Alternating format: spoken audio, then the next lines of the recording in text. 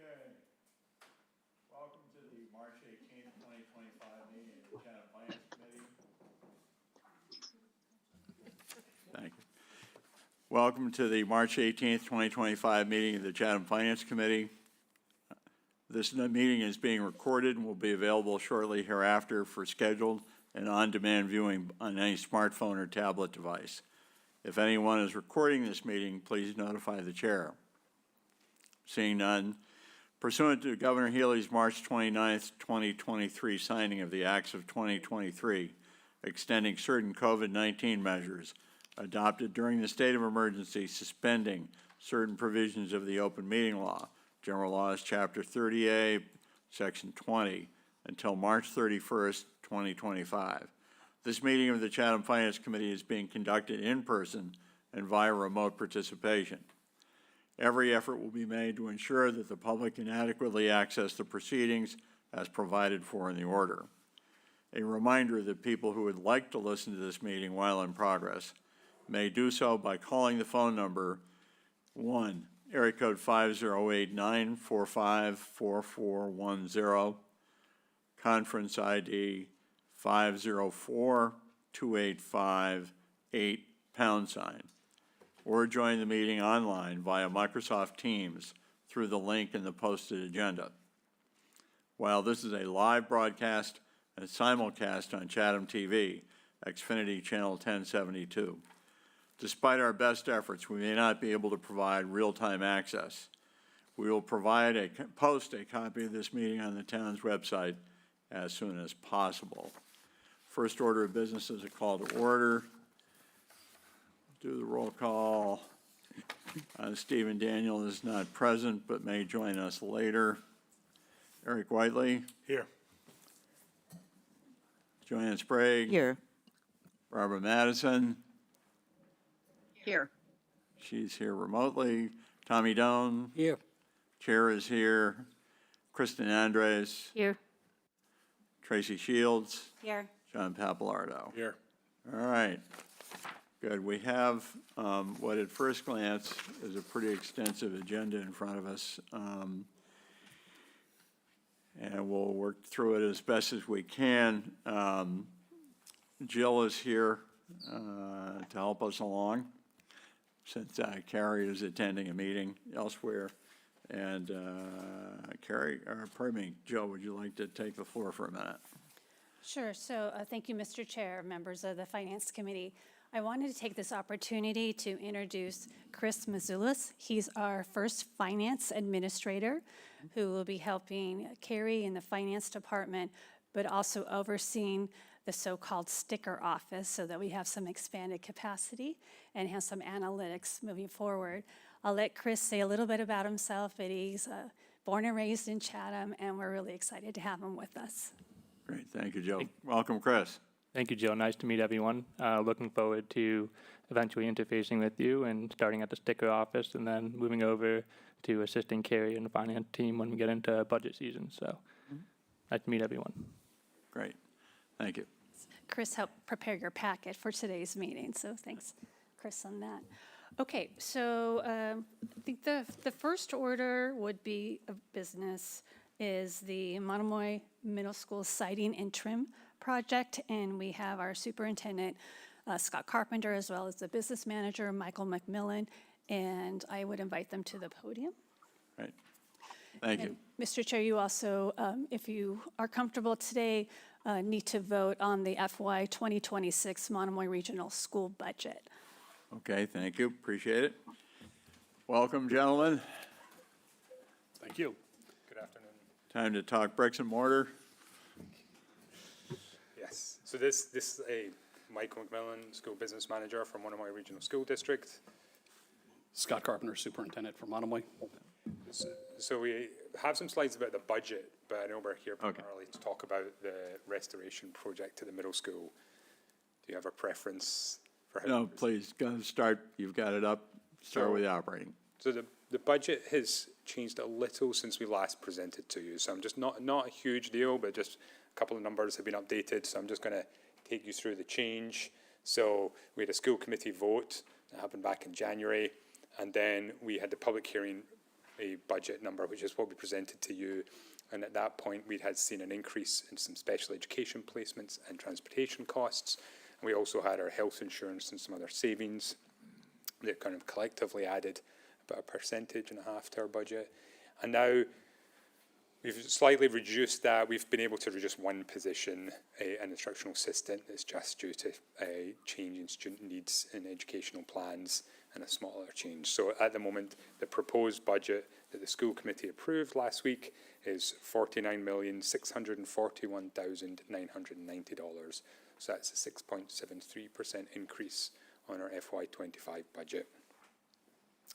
And then alongside that, the assessments have obviously also changed slightly. So just that's what the school committee voted back in January, which was an almost 8% increase for the town of Chatham. Since then, we then had the public hearing budget, which was updated as we had the state revenue number came in, and we increased our use of excess and deficiency from $800,000 to $1 million.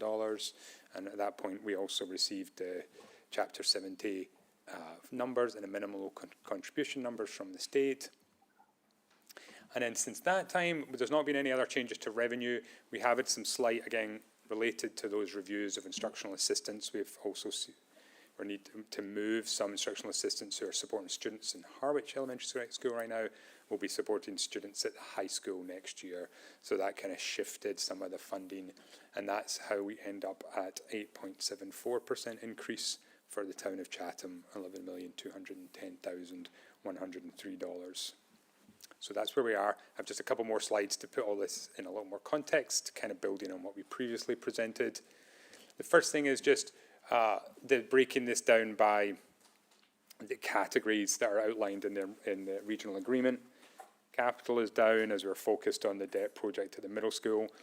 Overall debt is also down slightly because of our refinancing of our high school debt. And then the other one really that's out of line with everything else is our programs with other school districts and transfers out. So that's a special education tuition. So we have an increase in the number of students who require education outside the district at specialised schools, private and collaborative schools. And we saw a significant increase there, and that's impacted our budget. And then other school services, which is the other one that's kind of above the norm at 8.23%. That includes transportation. And we've also seen an increase in our transportation costs, in part related to those out-of-district placements, and also just related to the ongoing increase in cost related to salaries and fuel and maintenance of vehicles. And then just some summary figures to put this all in further context. So we have the district enrolment, which we are expecting to go down, though that is based on what we think pre-K and kindergarten is going to look like, and we don't know that for sure yet. And enrolment, staffing is down just one teacher. So we are reducing some classroom teachers, but we are increasing the number of specialists to support the needs of students. And so although we're seeing this just a small change there.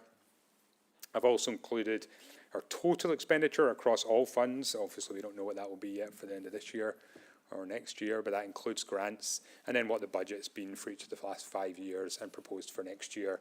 So our budget is normally around 90 to 95% of our total cost. It was a slightly lower percentage in the last couple of years as we had federal funds that helped to support the budget, and we're kind of returning back to that 93, 94% level in the next couple of years. And then those are sort of the history of the assessments over the last 5 years and projected and proposed for next year. So that's just all a little context, and that's the last piece is just how we compare to other towns.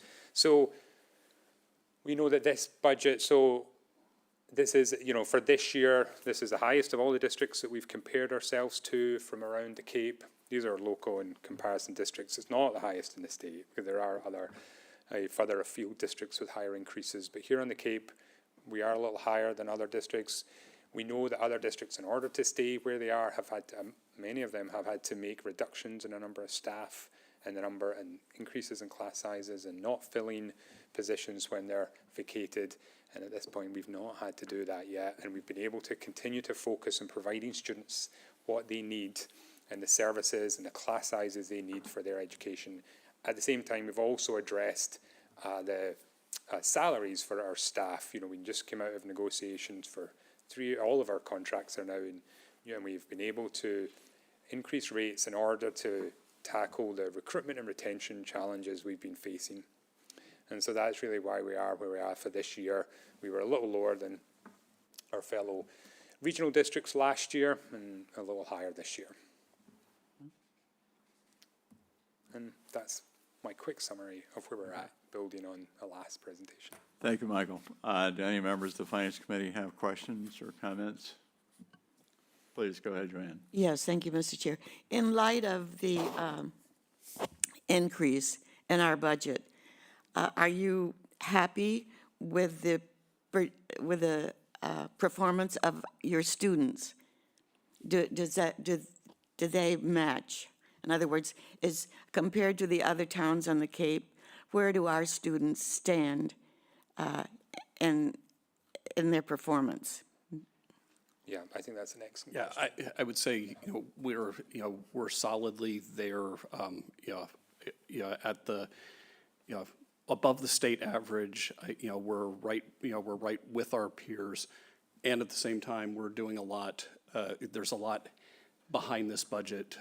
There's, almost, I think about $350,000 in professional development that supports continued growth of our teachers, and also addition of elementary curriculum. We want to really focus, on our math curriculum at the elementary school. So again, there's a lot in there to continue to bolster success of our students and also success of our teachers in helping students achieve success. It just looks like financially we're doing our part compared to other towns or systems on the Cape, and I just want to make sure that our students profit from it by having their performance evaluated in the top tier as well.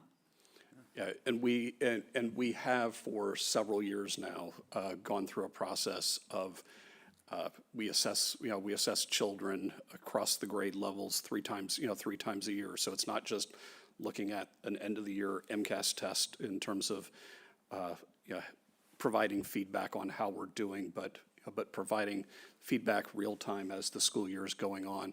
And we've had some wonderful presentations from the Chatham Elementary School principal, really showing how some of the new ELA, English curriculum that we put in place in the last couple of years and how much that's helping elevate the students. So the hope is now coming in with a new math curriculum at the elementary level will kind of continue that upward trend.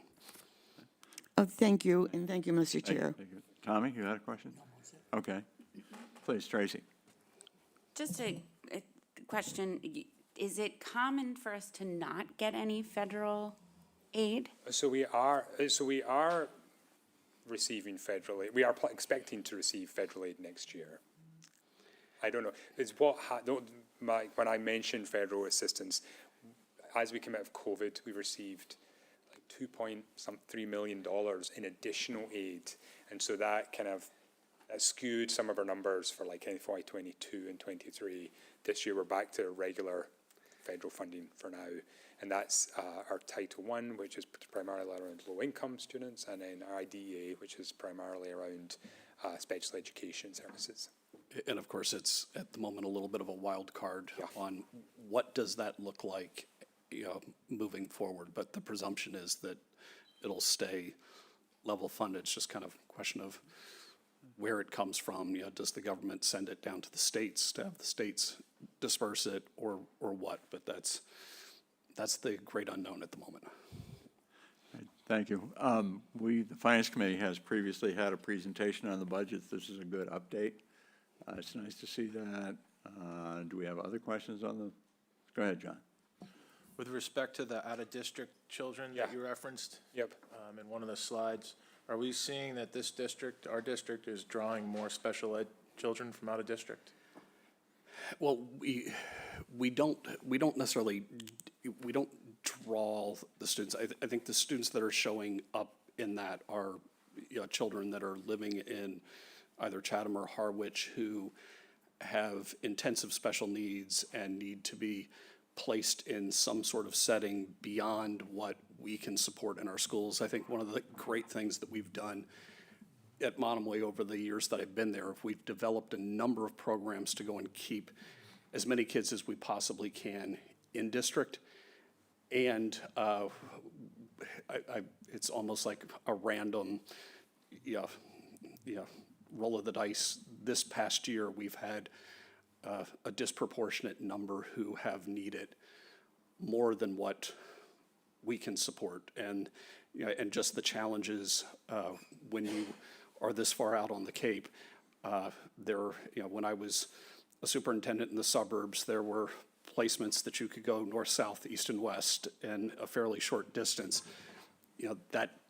That's not what we have. What we have here. We are part of the Cape Cod Collaborative, so there are some limited placements that we have, more towards Barnstable. But if a child has significant needs and needs something, that's our residential placement. It's oftentimes a long drive, and the cost can be $400,000 and above. Can I follow up? Go ahead. Yeah, I understand the significant cases, but I guess what I'm asking is, students that need a little bit more than the average pupil in district, are we seeing out-of-district children being sent or selecting Monomoy? So I think families could choose Monomoy, and I don't see sort of a disproportionate number, but I would also say that when it comes to school choice, and if you're talking about out of district students, like a family that lives in Dennis, let's say, that wants to send a child here, children that have special needs actually. We would receive more than just the $5,000. The way the funding formula works is you actually get funding to support the added special needs of the child. So, so I don't see us as getting more, more than, than the number of, the percentage of special ed students in the general population, but with them would also come additional funding. It becomes a little different if that child from Dennis is here in our district, and now we say, okay, we can't support their needs. Dennis's part would be pulled in as part of that conversation, or the DY school system would be pulled in as part of that conversation to say, okay, well, where should the child be placed? And that's on, back on the Dennis Yarmouth books, not ours. And with respect to the reference you made to increasing, it looked like you needed to hire some additional specially trained teachers to meet the needs in the district. Is that right? So I think there's a slide there that shows there's 3 teaching assistants that we're shifting from Harwich Elementary School to the high school. Just we have fewer kids at Harwich Elementary School then that would need the aids, and an increase in population that's showing up at the high school that that we could, it's sort of redistributing those that resource. Following the pupils up into the high school. Okay. The only place in the budget where we are adding staffing is we have seen a rather steep uptick in students needing English language services. So there's 2 staff members in this budget, just because we're required to provide the services, and the numbers that we're now hitting. We're over 90 students out of 1,700 in the district that that need additional supports, and it's just making sure we have enough staffing to support them, because currently we don't have enough across the buildings. Okay. All right, thank you. This has not yet been voted on by the select board, but I would propose that we make a contingent vote, that assuming it goes on the town warrant, voted by the select board, it's $11,210,103, and that we would recommend approval. Is there a motion to that effect? So, second. Second, good. All right, thank you. Call the roll on that. We'll go with Eric. Yes. Joanne? Yes. Barbara Madison? Yes. Tommy Doan? Yes. Chair votes aye. Kristen Andres? Yes. Tracy Shields? Yes. John Papalardo? Yes. Yes, John? Yes. Okay, sorry, I missed that. All right, so unanimous in favor. Great, thank you so much on that. Thank you. Now we can move to the bricks and mortar. All right, excellent. So we don't have any slides on this one, but we can, I think you're aware of the project that's been going on at the middle school to address deficiencies in this siding and windows at the middle school. And we have had, so this has been a project that's going on now for like 18 months, and we initially estimated the cost of some repairs to be $2.5 million. So a number that will haunt me for the rest of my life. So as the project has come in and as we've started to do the work, this project is much more costly than we had originally estimated. The total cost of the project is now estimated at $11,507,030. So there's a number of things that have happened since that original estimate, and including, you know, we've hired architects and a project manager as required by the law, and they've helped us fully develop our understanding of what's involved. We've also set up a building committee to help us oversee this process, this project, and some of these decisions. So we've now fully captured the necessary costs. We've also expanded the scope of the project to include replacement of the windows. And that's because, as we've done further research into exactly what's going on in our siding, a lot of where the water's getting into the building is around the windows because of how the flashing was done. So the windows, which are 28 years old, as part of the siding process, they're going to have to be removed. The flashing and their siding improved, and then the windows reinstalled. So rather than just going through that whole process only to replace them again in a few years' time when they start to fail, we'd replace them now at the same time, which in the long run will save the district money. So that $11.5 million also includes, you know, contingencies for anything that might happen around the materials, anything that might happen around, you know, the scheduling of the work to be done, and ensures that we have enough money now to cover the full cost of the project.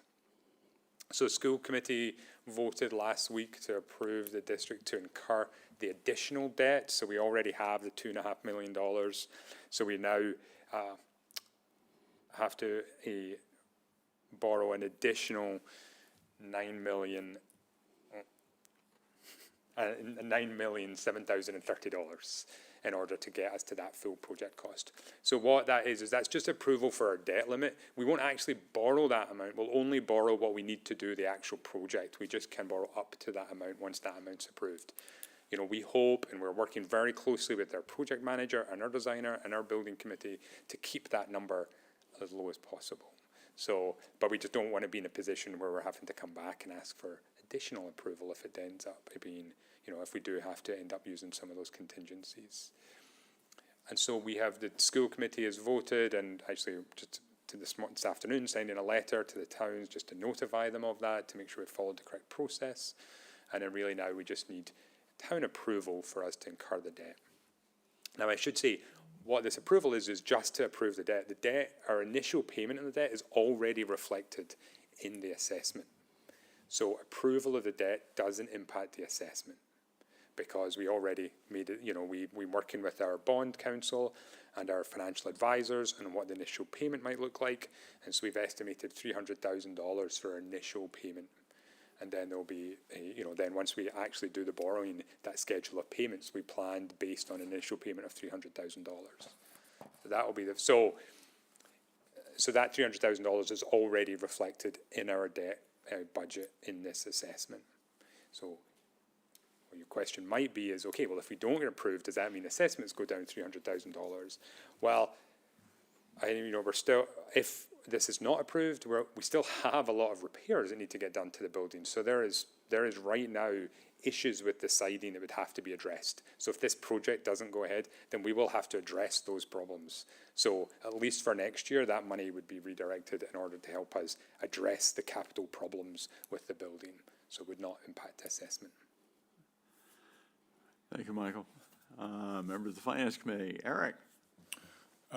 So I just, people probably know, but I am on the building committee that's looking into this, and the process has been I think very well run. It's, you know, by these two gentlemen here. The timeframe has been very short, so there's been a lot of moving pieces that have had to come together quickly. The architect and the OPM, the project manager, have done a lot of work in the background. You heard about the windows piece of it. That the building committee was adamant about not backing this project unless the windows became part of it. So obviously that increased the cost. There's also a significant amount of the sheathing that has been determined probably needs to be replaced as well. So there's a lot to this more than just sidewall. But I think I can say from being, you know, fairly close to how things are going, how things have been progressing, that there's still a lot to be figured out, and the architect still has some work to do. And, you know, as the bidding comes in, as to put the project together for bidding, but it is needed. The siding over there is in terrible shape. The flashing on the windows caused some of that issue. So I'm personally going to support this. I think it's important for the building and for the students that are utilizing it. There was also a lot of discussion about air quality issues inside the building, which I'm sure everybody here read about. Wasn't really emphasized in this proposal, but the testing that's been done, my understanding is the testing that's been done has really shown that that's not a huge issue now, or an issue now from a health and welfare standpoint for the students. But as this exterior continues to degrade, you know, that's when you're going to start to have more and more issues with moisture. It's on the outside as far as I think we can tell at this point, but you know, it's a lot of money for siding and windows, but the building really needs it, in my opinion. So. Eric, others? Please, Tracy. Thank you. So the amount, like, on our scorecard is for the approval of the 9 million. Yeah. But that's In addition. but of that, Chatham's only really signing up for 2,088,000. Yeah. Yeah, okay. So, yeah, But so. we still need to vote on the full amount. Yeah. So, because you're giving us authorization to go ahead and borrow that funding. And then how you will end up paying for it is every year in the assessment, when we do the assessment calculation, we'll look at how much we're paying in debt payments that year, principal and interest. And then that's divided amongst the two towns based on foundation enrollment. So it'll just be split on a roughly 75-25%, although it's varied.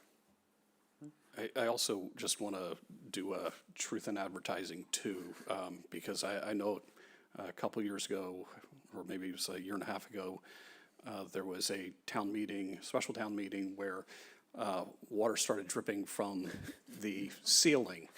And I received many an email from folks in Chatham about the roof and what are we doing about the roof. We haven't forgotten about the roof. We have applied for the Massachusetts Building Authority's Accelerated Repairs Project and have been brought into that. So the roof will get covered at a 37% rate from the state. So that'll push that number down. But it's a process to go through. We anticipate, not this spring, but next spring, bringing the roof forward to town meeting. There's a rough estimate out there of 8 million and change that the overall roof project might be, of which I think the borrowing would be, 5.5 million roughly that would be needed for the roof, and then Chatham would be a portion of, that. So that's still out there, but combined, that this project and the roof project would have the entire envelope of that building, redone and ready for the next, 40 plus years. So that's the intent out there. We haven't forgotten about the roof at all. It's just roofs you can get state aid for. Siding you don't get state support from. Other members of the Finance Committee? Barbara, do you have anything? No, I don't see your hand up. Well, I so- guess Go ahead, Barbara. I'm What? disappointed. Thanks, Mr. Chair. I guess I'm disappointed that, that all these millions aren't going to cover the roof, and hope that we aren't going to sit at a town meeting and get rained on after we spend all this money. Do we have, Michael or Scott, do you have any idea how Harwich is feeling about this big number? Yes, I think Harwich, and I'm sure that, that Harwich has reached out to Chatham. I know Harwich has reached out to Chatham. I think Harwich understands that it's a big project and that the number's big. I think they have issues that they want to discuss with Chatham when it comes to the assessment calculation, which is part of the regional agreement, not, and as, we've had discussions at the building committee, it's like, that's not ours to solve at the, as a building committee, but that's at least conversations that keep bubbling back up in Harwich. Eric, you had a, Well, I was similar to what Barbara just asked. Have you been to Harwich's Finance Committee or Select Board yet? To discuss that. Not for this, but we keep getting little, I was about to watch last night's select board meeting where I think this in part may have been discussed, and it posted just before I came, so I didn't get a chance to go and look to see what the discussion was at the table last night. okay, all right. Is there anyone else in the audience who would like to address this? Go ahead, Seth. Please take the lectern and identify yourself. Thank you, Mr. Chairman. Seth Taylor, Chatham. One of the early slides where there were 3 iterations of the budget process going forward, Harwich's went down as it went through those 3 iterations by a little over 1.2%, I think, while Chatham's went up nearly, I don't know, 1.7 or something percent. I'm curious as to, how Harwich's scale slid and Chatham's went up by a factor that roughly became double. That's the first question. The second issue is, I've spoken to the superintendent previously, and the folks in Chatham are very well aware of the fact that we have a declining elementary school population, and we have elementary parents that are very desirous of keeping their kids in Chatham. We also know that every time the school budgets come up and Harwich squeezes, they squeeze their budget and the money falls on Chatham. That's happened repeatedly, and I think we're getting ready to see that happen again on the middle school. I suggest right now, while we're looking at this large amount of money for doing modifications, major modifications to the middle school, we do everything we can right now to modify that school to be able to incorporate our elementary school kids as that population declines to the point where it's no longer feasible for us to keep a separate school. That's going to happen. The superintendent, when I talked to him, said, yeah, that's going to happen in a year or 2. Well, it needs to be considered now. I know our parents of young kids want to keep their kids in town. I've looked at the birth rate in Chatham for the last 5 years. I've also watched the school enrollment in the elementary school. This thing's going to be untenable very, very quickly, and we're going to get squeezed by Harwich again, and we're going to be busing our kids, elementary school kids, to Harwich if we don't think about that in this short term when we're having to spend all this extra money messing around with the middle school, which is going to have to be done. Thank you. Thank you, Mr. Taylor. Finance Committee members, the Select Board is expected to hear this tonight, as I recall correctly, Joe? It is, yeah, they are. And so the article before them is a majority vote to authorize the Montgomery Regional School District borrowing authorization. Okay. So I think it may still be appropriate. We could take a contingent vote on whether or not we recommend approval of this. Do we feel like that? Somebody make a motion? We could. I think Mr. Taylor asked a specific question about the budget that the business manager might be able to answer. It might be appropriate to hear that, if that's Okay. okay. So there's a few questions in there. So first of all, I would say that there's only one time that we've made a change which has moved finances from Harwich to Chatham, and that was when we changed the regional agreement so that each town would pay for its elementary school. In no other situation has Harwich squeezed and Chatham's paid. That's not happened, apart from that one change, and that was to do with the elementary school. So I will say the reason that you see that change in the percentage is really two reasons. One was the decision around we're keeping a pre-K program at Chatham, and so that made one of those changes. And the other change was one of the way the regional agreement works, the first thing that's assessed each town is the minimum local contribution, which is set by the state. And that's based on town estimated income and property values. And this year, Chatham's went up by a couple more percent than Harwich's did.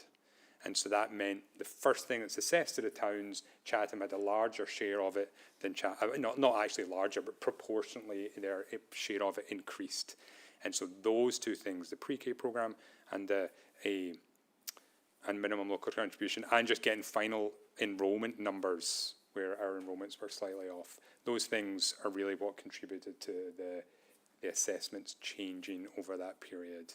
And then the last thing really was that change in, so it is challenging now with the new regional agreement. So when those three instructional assistants that were at Harwich Elementary School, they were paid 100% by Harwich Elementary School. When they move up to the high school, the net change is they're at the high school, then they're paid 75% roughly by Harwich, and 25% by Chatham. So these now, because of the way the regional agreement works, these kind of inter-district changes or intra-district changes impact the assessments. And that is, that's a new reality that we are still kind of grappling with in the district, because before it just used to be, it doesn't matter where all the costs are, they're just shared in the same formula, but now that has changed a little. So the reason for the changes over the course of the process was really numbers which were coming in from the state, really, and the pre-K program. And then I think your other question was about whether we should include additional work inside the middle school. I think we've been trying to, to be honest, we've been trying to maintain this project only what absolutely has to be done to bring the siding up to the necessary standard. So we put the windows in, but only because that was the most appropriate and efficient approach to the project. But anything else that's not directly related, we've not included, and that's been kind of the overview of the building committee in order to keep the project costs as low as possible. But I appreciate what you're saying about making changes. It's so hard to tell where enrollment's going. Yes, it has been going down, but slowly. I think we will still have a viable elementary school for many years to come. How many years is very difficult to tell. We do have, the numbers have been not, they don't go down as fast as you would think, but they have reduced. But we still have a viable elementary school, and we'll like to Thank keep you. that. Tracy? Thank you. I just think it's important to make note that the town has consistently voted to have an elementary school in Chatham, and making contingency plans on what is already a sizable budget for something the town remains against makes no sense. I think, John, you had something?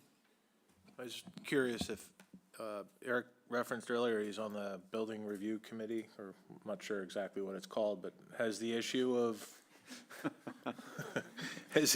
needing to consider rolling the elementary school into the middle school come up? Not to my knowledge, not during any of the meetings. As Michael just said, the focus has been on, sealing up the exterior envelope, which I guess if you were ever in the future going to move the elementary school there, that part of it's important, and I don't think anything really in the scope of what we're even remotely talking about would help or impact that at this point, in my opinion. That was my next question. And then I guess I had a third question, which would be, it sounds like both towns are going to send emissaries together to talk about the cost-sharing agreement that exists between the two towns. Is this issue about elementary school enrollment decline and potential need to make some changes in how we use our community's assets to educate our children going to be part of that conversation? When we were, Mr. Chair, when we were requested by the Select Board Chair in Harwich, it was only about the regional agreement. I don't know, the meeting's not until mid-April. I just don't have the date in front of me, so if there's other items that the Select Board wants to put on the agenda, they can. And it will be a meeting that is publicly broadcast and can be watched on YouTube as well. It's going to be held in Harwich in their Select Board meeting room. Right. And Thank you.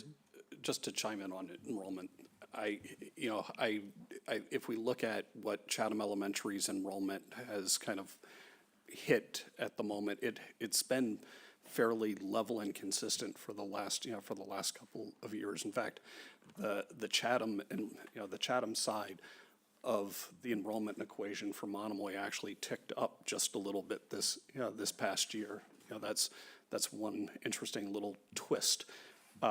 So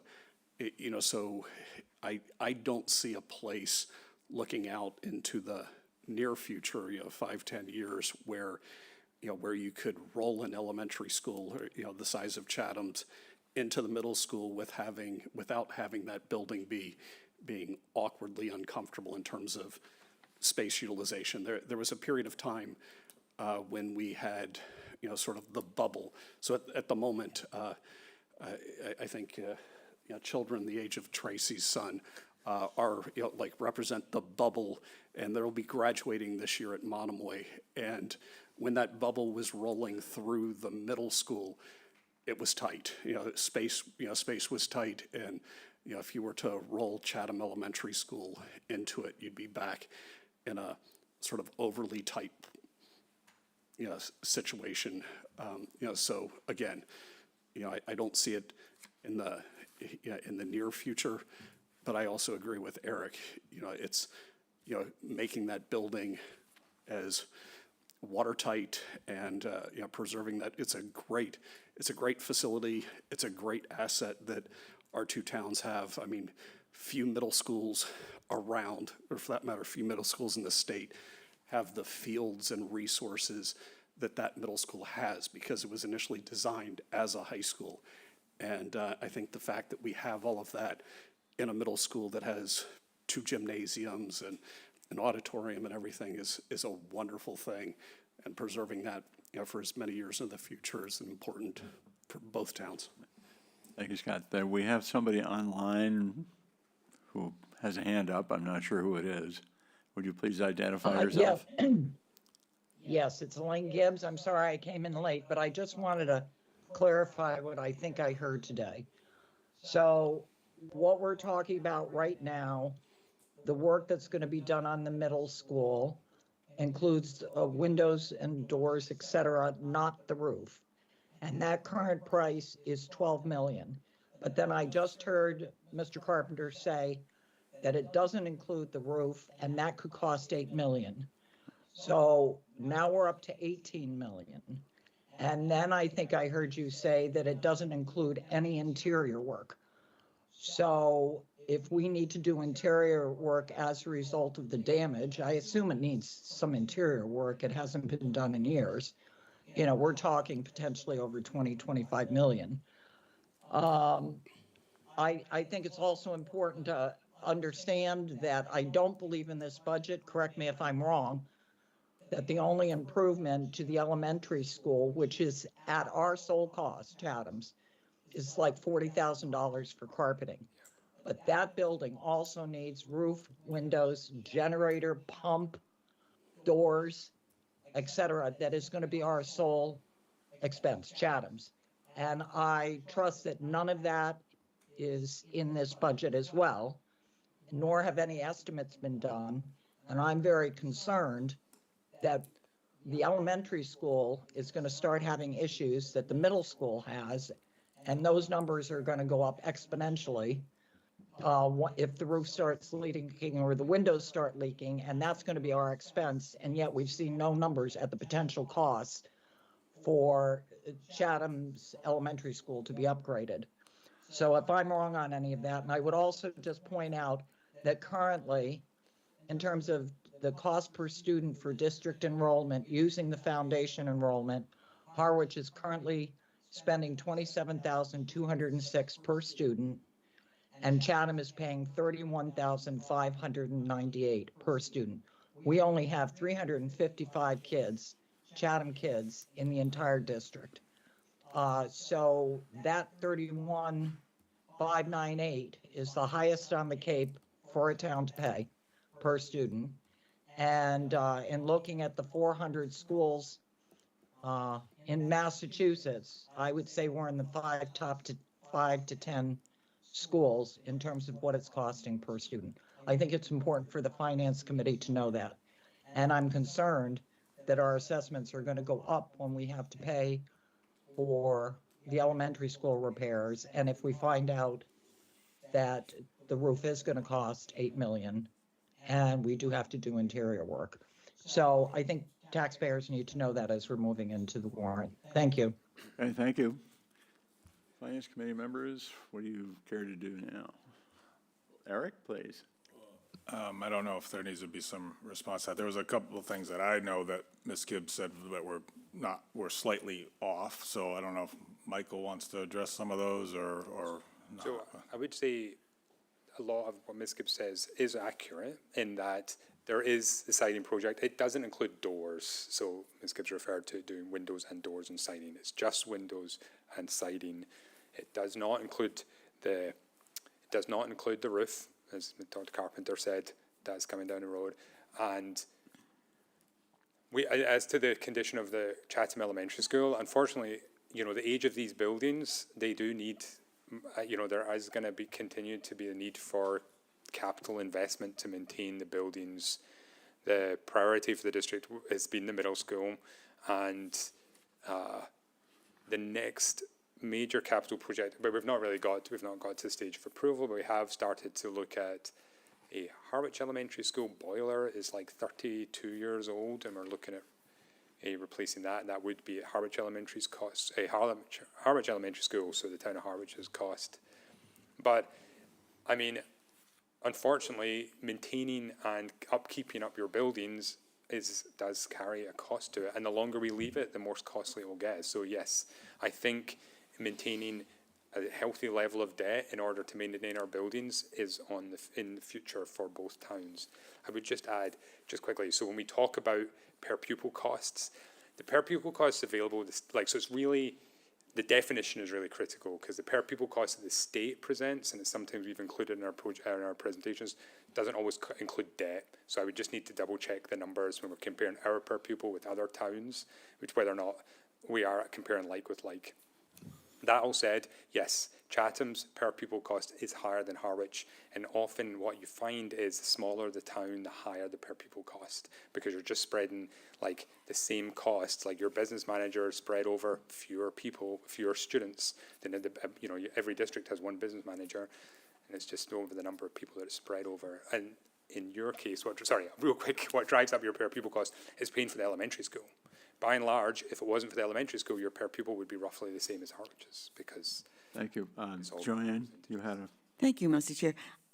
There's one thing that I'm not getting from your explanation, and stop me if I'm wrong, but the state determines the minimum cost per pupil, and that is based on the income of the town and the evaluation. Chatham is higher than a lot of other towns because we have such a high real estate evaluation and apparently a higher income precedent than others do. So that's one of the major costs. The state demands that. We have nothing to say about that minimum cost per student. Yes, you're 100% right. So part of the calculation is, so the per pupil number that Ms. Gibbs is talking about is just basically taking up some number for our budget, whether it includes debt or not, but taking that and dividing it by the number of students. It gets more complicated depending on which number you use, but basically taking a total and dividing it by the number of students. But part of what drives up the assessment is, as you said, the cost that the state, the minimum contribution that the state requires, which is based on revenue from the income, and valuations of property, and so that does impact your assessment and your per pupil assessment. Thank you, Michael. Eric, you had your hand up.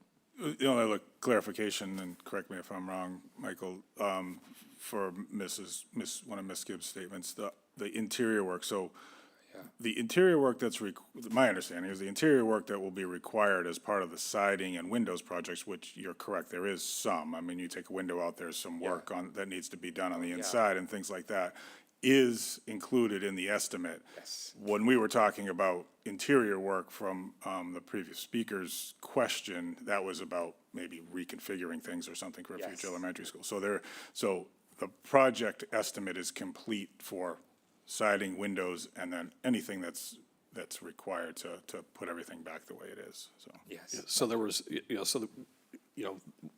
there were engineers that were brought in as part of this process to make sure that the number is a good, solid number, and they bore, 4-inch holes in the walls, in almost 50 different places going around the middle school to make sure that the interior walls were not compromised, and those cores came out fine. But again, it also speaks to the urgency here. We know that the sheathing is starting to get wet behind the shingles, and the longer that's wet, the greater the chance that those interior walls get compromised, which makes it a potentially a lot bigger project. So, the interior work, I think, would largely be you pop out a window, you potentially are having to replace the windowsill on the inside, but that's really the limitation of what we imagine the interior work being. And the reason that we are addressing the siding and kind of bumped that one forward, because for years, Michael and I would have been coming before you saying, we've got a roofing project coming, we've got a roofing project coming. We were able to go and patch the roof, and, in spots. At the moment, we've got a situation where the siding, where there are too many leaks in the dam, so to speak, for us to go and just patch around, and that's becoming the more critical thing to protect the taxpayers' investment, is to get the siding project done first so that we can then move on the following year and do the roof project. My sense is that we're beginning to drift away from the specific question having to do with the middle school siding and window work, as we talk about all sorts of other things. I see that Ms. Gibbs has her hand up again. If it's specific to the question, I'd be happy to entertain her comments, whatever they are. It's just very quick. When I was referring to doors back in early 2023, when we told that there was going to be work done required on the elementary school, we were told it would need a new roof, boilers, generators, windows, pumps, and doors. I was not speaking about the middle school. I just wanted to clarify that. Right. I appreciate it. Maybe that's changed now, but that's what I was referring to. Thank you. All right, thank you. Other members of the Finance Committee, anything else? No? All right. I would propose that we take a contingent vote on this again, on the select board voting to approve it and place it on the warrant. I move to take a contingency vote. Okay, all right. Is there a second to that? Second. Good. All right, let's call the roll. Eric Whiteley. Yes. Joanne Sprague. Yes. Barbara Madison. Yes. Tommy Doan. Yes. Kristen Andres. Yes. Tracy Shields. Yes. John Papalardo. Yes. And chair votes aye. Great, thank you so much. Appreciate it. Thank you. Appreciate your time.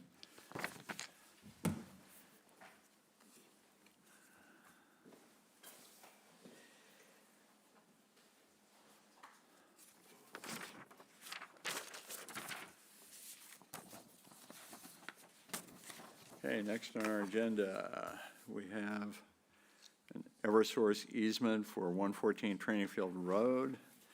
I assume, Tom, you want to talk about that? Rob Faley, our Director of DPW. Good afternoon, Rob Faley, DPW Director. Welcome. Thank you. So the town basically has requested underground electric to power our water treatment facility that's being constructed on Training Field Road. So in turn, Eversource is requesting an easement to provide that power. So that's the extent of it. Pretty simple, in my opinion. Happy to answer any questions. Mr. Chair, the Select Board has voted to favorably recommend 3-0 to 0. Great. Thank you for letting us know. Any Finance Committee members? Kristen, go ahead. Robert, will the easement be over like an existing disturbed area like roadway, or does this require them to clear more trees on that property? No, it goes around the building, so it'll come in through the northern, or I guess northwestern driveway, around the building, around an area that's already been disturbed. Okay, thank you. Okay. Any others? No? Doesn't look like it. Don't see anything. All right, cool. All right, Select Board's already approved this, so do we have a motion to recommend approval of this article to town meeting? So moved. Second, anyone? Second. Good. Call the roll again. Eric? Yes. Joanne? Yes. Barbara Madison? Yes. Tommy Doan? Yes. Kristen Andres? Yes. Tracy Shields? Yes. John Papalardo? Yes. Chair votes aye. All right. Thank you. Thank you so much, John.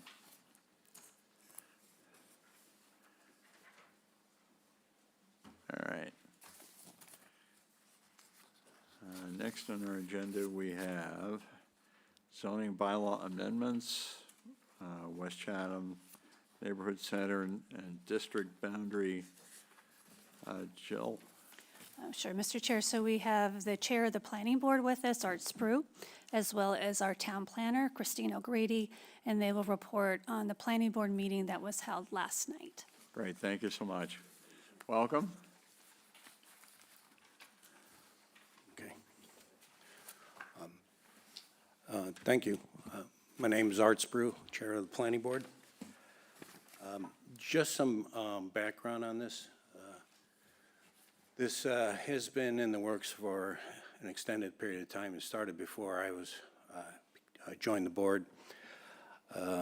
It was primarily initiated when the Route 2028 revisioning study was started underneath the assistance of the Cape Cod Commission. This was back in 2013, 2014. The outcome of that, along with some hearings that the planning board had with the communities, was to start with some changes and removal of zoning that existed. For example, in this area where the West Chatham Neighborhood Center, it was Flex District, and the Flex District, and I think they removed the other zoning between the neighborhood centers along Route 28 in the 2016 articles, and all of that zoning was removed back then. Also, in that visioning study, they introduced the idea that we should create these village centers. There was a series of them, I think about 4, and the planning board did start that process of going forward with the West Chatham Neighborhood Center first. We started this with a discussion and understanding of a different approach. We hired the Cape Cod Commission. This was back in 2020. And they introduced us back at that time the idea of going with a form-based zoning. And that's part of what we'll show you some aspects of that as we do our presentation. So I would say the start of what we have and what we're introducing this afternoon to you and this bylaw was initiated during that September of 2020. And I think we first saw a draft of this in September of 2021. So we did begin by really defining the purpose of what we wanted to do with the bylaw in the West Chatham Neighborhood Center. We wanted to implement the goals of the comprehensive plan back in 2003. That's actually where the start of this idea came around.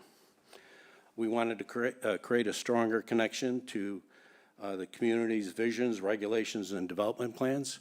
And as you see some of the images in that, I will explain to you how some of this evolved and was altered from what it currently is. We enhanced the character of the neighborhood center. We're promoting multimodal, especially pedestrian-friendly design and development. That was an important element here. If you take a look at the town center right now, it's pedestrian-friendly. It was important that that was an aspect of this area here. I had worked with the MassDOT to enhance as much as we could back then, because it's very difficult to get adjustments in what they were doing. But they did create some opportunities with some pedestrian paths, as well as sidewalks and lighting, and that and some streetscaping. So that was a component that was within the right-of-way bounds. That was a help to us. We're encouraging more efficient use of land use. You'll see that as part of what we're proposing with this. We're encouraging the creation of a range of housing opportunities. Housing is extremely important in the neighborhood centers. I will go into that a little bit. I provided a mechanism for increasing the supply of affordable and attainable housing. This was a challenge. It delayed us a lot. Other things delayed us, but this was a component that we thought was very important to include in here. And then we provided a mechanism for contributing to year-round housing. The process that we, go ahead, Christine. Well, we did identify, we made the boundary changes several times. We made some adjustments over this period of time. But, and I have a better map toward the end. I'll show you what that is. But essentially, it's on Route 28. It's about 500 feet west of George Ryder Road to about 800 feet east of Barnhill Road. That's the district, both north and south of 28. And I'll show you a little bit more on the map once we get to the end, when we actually show you the district map. And then what we did is we looked at creating zones, and again, this was a recommendation by the Cape Cod Commission. The first zone is, we started with 100 feet adjacent to the Route 28 corridor. You'll see later on that that was an adjustment that was increased to 150 feet. The lots that are on Route 28, they go back quite a distance. So that's a zone A2. A1 is the first 150 feet. A2 is the remaining part of those lots off of Route 28. Those are actually the largest portion of the area in the West Chatham Neighborhood Center. The remaining lots are the Zone B, which is the remaining lots which are not on Route 28. They're off. They're on like George Ryder Road. There are some on Barnhill Road and some north on Weldon Way. There's about 24 of those, and those all fall into Zone B. Next, we started with the form-based code. This was a reason why we hired the Cape Cod Commission. This is something, back when we started in 2020 with them, they introduced this topic to us because we had some discussions with them since they started with the visioning study. They came back in, give us some of the new board members an idea of what the visioning study was first set up. They introduced the form-based code, and we were not knowledgeable about this at that point. They had developed this with several other communities. Once we heard the discussion on this and how this could help us with coming up with an outcome of what we had a vision for, but we weren't quite sure how to do that just with text and words. Next, we had a build-out analysis. I'll go into that. That was an eye-opening experience for us too. And then we did, after we made the adjustments, we came up with a visualization study, which was done by Union Studios. And that is sort of the outcome that we were looking for. We needed to have some idea what it's all going to look like after we wrote the entire bylaw. All right, these maps are hard to see. You'll see a little bit better on the others. Good.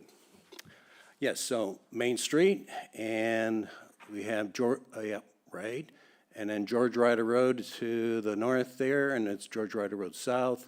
Marketplace is a little bit to the left there. That's correct. All right, and then Barn Hill Road is on the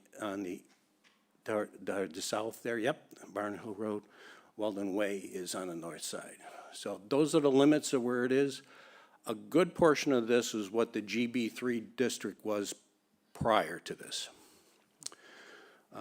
The next map over there, that shows you the turquoise type color. That's the Zone A. That's the 150 feet. Now you see the lighter bluish gray color. That's the Zone A2. Those are the same lots that are abutting Route 28, but they're rather large lots. So a significant amount of development could occur in the rear of these lots, provided they meet the conservation setbacks, et cetera.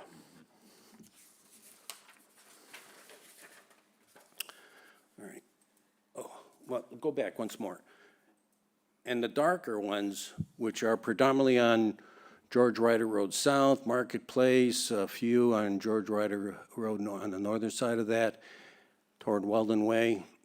Those are the Zone B lots.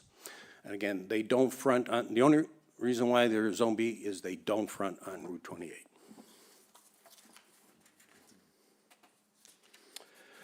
All right, so with the form-based code. Excuse me, if you would. Yes. Thank you, Mr. Chair. Would it be possible for you to explain at this point what those different zones, Sure. what's allowed in those zones as we look at the map? It's really hard to understand Sure. what A, B, and the different colors mean, because I don't see it explained anywhere in our packet nor on your slide. Thank you. Okay. It mostly has to do with the standards and criteria for it. For example, in Zone A1, the minimum roadway setback is 10 feet and the maximum is 20 feet for the building setbacks, okay? Now, when you get to Zone A2, you have a setback distance associated with that, but then there's no maximum because you could put a building all to the rear of those lots. In Zone B, there's a 10-foot setback there and a 30-foot setback as a maximum. So each of these zones has a specific criteria for setbacks. We also have different uses that are allowed in each of these zones. The use table defines what is allowed in Zone A, A1, A2, and B. There's a long list there in the table. That's the predominant reason why we have established each of these zones is what is the uses that are going to be allowed. The other criteria is when we have a mixed use, what is the percentage of commercial versus residential? In Zone 1, there is a criteria of 50% has to be commercial, and that's in the first 150 feet. In Zone A2 and B, you could have all residential if that was desirable by an applicant. They can put commercial back there though. So it's a lot of flexibility here, and most of that is flushed out during the site plan review process when an applicant comes before us. Does that help a little bit? Go ahead, Chris. Yes, thank you. It would have been helpful to have had it in our packet, just to have a visual again, an explanation of that, but thank you for explaining that now. So, in this case, if you take a look, these are the visuals that we have included in the bylaw. Now, normally you won't see something like this in a bylaw. So, to begin with, the frontage building, not just where the frontage building is going to be, but also what the facade is. What's the percentage of the frontage building which is adjacent to the road versus how much is setback? We do have a criteria that we don't want the entire building to be right at the frontage. We want some adjustments in there. And again, we were looking at the village center that we have right now, and these are the type of things that we noted in here. So if you don't put it in here, you're not going to get it. That was the type of thing that we learned. On the occupancy, again, it's a scale of how much of each of the buildings. There could be multiple buildings on the front line, on the front adjacent to the road, and there had to be a certain percentage of those buildings at the front setback versus at the farther setback that is allowed along the road. And again, there's secondary buildings that are allowed. This is mostly on the lots that are zone A2. And in this case, there's criteria for each of these as we get through each section of the bylaw. Next. Okay, so after we developed the first round of this with multiple revisions, in October of 23, we had a outreach to the community, and we were looking for some feedback. This was, we've had over 20 outreach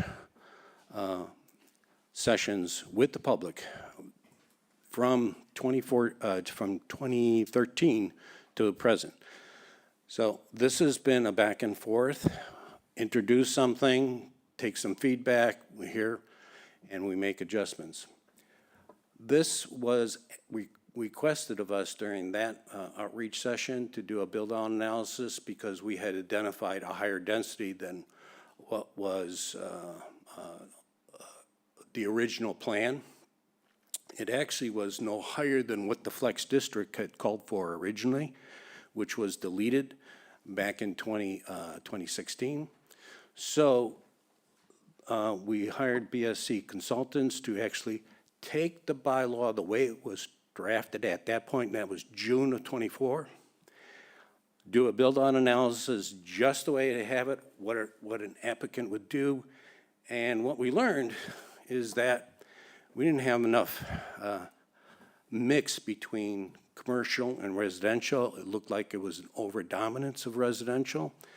And even though residential is an important component of a village center, we wanted a better balance. So what we did associated with this is we made 4 adjustments, and this was, BSC presented their findings in September of 2024. We took the A1 zone and we increased it from 100 to 150 feet, and then we established that 50% of that had to be of commercial use. So you could have more than one building in that 150 feet. It could be 1, 2, it could be even 3 buildings that could fit into that area there. But if they had, say, 10,000 square feet of use, 5,000 of it would have to be commercial. So that there was no criteria prior to that, other than the first 30 feet of frontage of that front building was only criteria for retail, commercial back in June. So that was an important adjustment. We took a look at the density numbers, and one of the things that we also found is that the higher densities will primarily develop a outcome with some of the larger lots. There's lots that are 3 acres or so. Those are the ones that we saw that other than what is used as of right, which is 5 units per acre, we looked at how we could enhance some of the residential part of this with multifamily. And we settled on 10 units per acre as a bonus, okay? A lot of criteria of what you have to do in order to achieve that. And then the next part of what we had is, what we noted is, in the residential area, there was no common landscaped area. And this was something that one of our own board members said, let's add a provision in there that if you're gonna have a residential component at the rear of these lots, say in zone A2, we want a common area that could be, again, an enhancement of what the area is like. Now, what this does, every one of these aspects manages that residential component. So if an applicant comes in, it's not gonna be all one use. We want a mixed use in here. There has to be a balance. A lot of this will be flushed out during the site plan review process. And the other thing that we required, and we didn't note it here, is we required for each residential unit 2 parking spaces. Now, this is something which we debated back and forth on. The West Chatham Neighborhood Center is not like the downtown center that we have right now. There's public parking there in multiple places. There is none here. So that means the only thing that we could do is we provided for shared parking and linked parking and 2 units per unit. That provides us that flexibility of creating something like what we have in the old Village Center now, and without having the town go out and purchase property and create additional public parking there. So this has to work with the developments as they're created site by site. Mr. Chairman, may I ask a question? Please go ahead. Just for the sake of clarification, is it 50% of the buildings or 50% of the floor plan? You made a reference to each. 50% of the uses. So if we had 3 buildings and 10,000 square feet, or 1 building with 10,000 square feet, 5,000 square feet would have to be commercial. Okay, so it's square footage, it's not 50% of the buildings. Correct. As it's written in the second bullet. Good point. We will make that adjustment. We did discuss this as a board. We did clarify this point with our building commissioner on the way it's drafted in the bylaw. He interpreted it the way we had intended it, that however much use is in the A1 zone, 50% of it has to be commercial. Okay, as measured by floor space. Correct. Correct. Very good, thank you.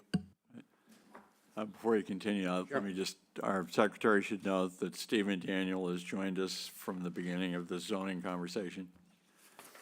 Great, thank you. Please go ahead.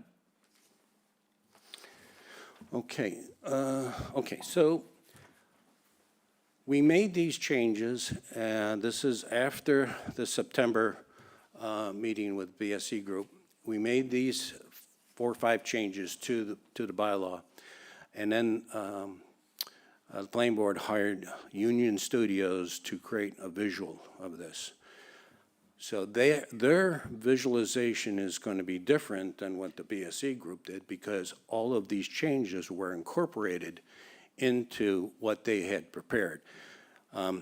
We were pinching them on this because we didn't authorize them on this until December, and they created the visualizations within about 40 days, a month and a half, so it was pretty quick. Let's see.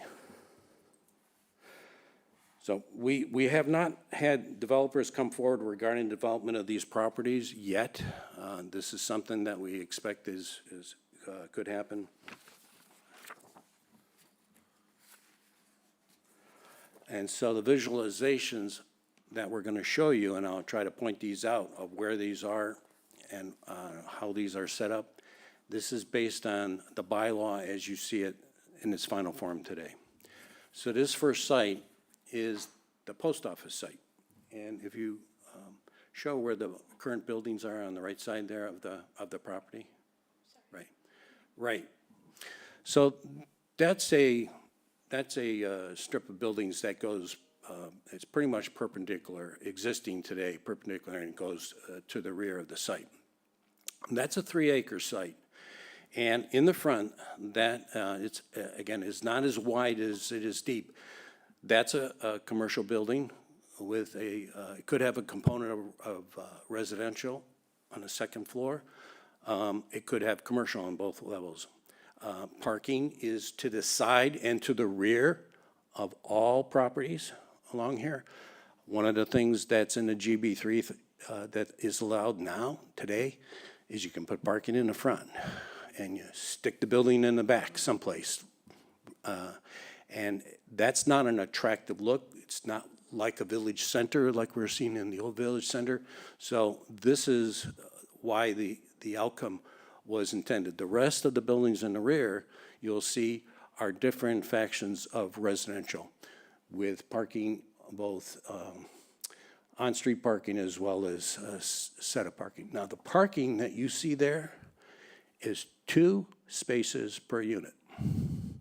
And it can be made to look visually very appealing, and that's exactly what the intent was when we created this bylaw with the form-based code. This part here is flushed out during the site plan review process. We have an applicant come in, we do a preliminary with them, we flush out the arrangements of everything, and once we get this to the point that back and forth we might do with an applicant, that's when we let them go forward with a full site plan submission on it. So on the next site, this one is right adjacent to Ocean State. You can see Ocean State, that's the old bylaw. That's what is created as part of that. So this has a commercial building up front. And you see this is, again, it's more narrow in width. The properties in the rear, those are outside the 150 feet. Now you see where we have a common area of landscape in the center there. That wouldn't have been there before without adding some of this. But again, these buildings, when you propose 10 units per acre, this is what they look like. They're allowed to go to 2.5 stories if that building has affordable units in it.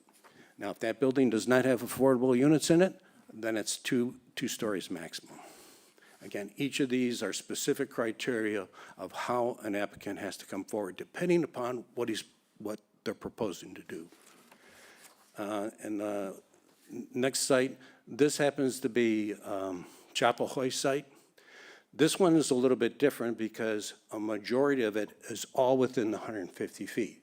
So therefore, what you see here is commercial on the lower level of 3 buildings, but residential on the upper level.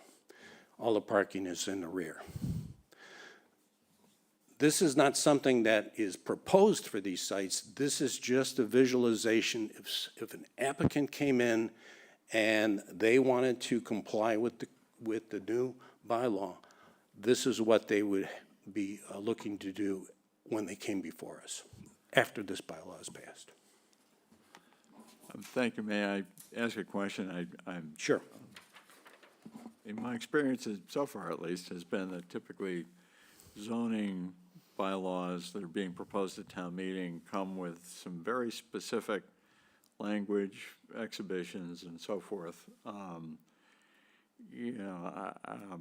So far, all we're seeing is the basic outline map for the districts and none of the other language that might accompany that.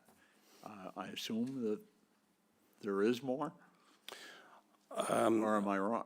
Well, I'm not quite sure what you're asking for, what specific language are. Well, I guess what I'm struggling with is we're being asked whether or not we want to recommend approval of this to the town meeting. And what we have to go on so far is what's been submitted for the article itself, which is remarkably brief. And, just an outline of the districts. And I think we're all looking, or trying to find, more meat. The language is going to go with it. Now, Katie, I hoping that you're going to come up with something. I'm sorry, Mr. Chairman, I'm not sure why the bylaw wasn't included in your packet. There is a Oh, proposed bylaw. I apologize. I thought you had And received it. so I've asked, We have nothing. Katie Donovan, Director of Community Development. So I apologize. One of the community development staff members is making copies and bringing them down now for distribution. So I apologize that it wasn't included in your Wait, packet. there's more. I had no idea that was the case. I assumed that this was, That's why we've been looking a little mystified, maybe. I could understand why you're asking these questions now. Great, thank you so much, appreciate it. And for, I would also suggest to the rest of the members of the Finance Committee, this is probably something we will need to consume and consider perhaps in our meeting next Thursday. So, you know, I would agree. yeah. I can walk you through quickly the headings on this, and just to give you an idea of how we structured this. But just for the sake of clarity, what we just received is the proposed bylaw. That's correct. Okay, thank you. We started with a purpose, the applicability, Yep. everything in the other that's not covered in here, that's in the protected bylaw, still applies. Right. Our procedure is item 4. That's essentially special permit granting authority to the planning board for this West Chatham Neighborhood Center. Yep. Next is a series of definitions, including affordable housing, tenable housing. I don't believe we have those anyplace else in town. Is that right, Katie? No. So that was part of the timeline it took us to actually incorporate that element, since it wasn't developed yet elsewhere in town. In section 7, which is on page 5, this is the mandatory provisions for affordable and attainable housing. Section 6 right above it, those are the zones. Where it highlights the A1, A2, and A3, and B zone.